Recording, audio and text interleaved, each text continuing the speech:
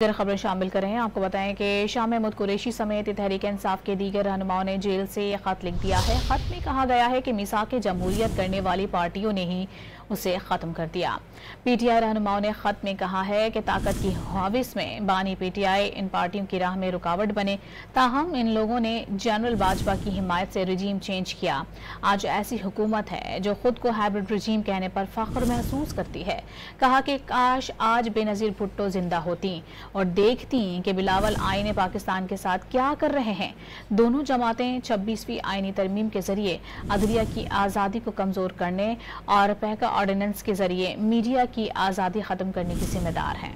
खबरें शामिल कर रहे हैं। आपको बताएं कि शाह महमूद कुरैशी समेत तहरीक इंसाफ के दीगर रहनुमाओं ने जेल से यह खत लिख दिया है। खत में कहा गया है कि मिसाक जमहूरियत करने वाली पार्टियों ने ही उसे खत्म कर दिया।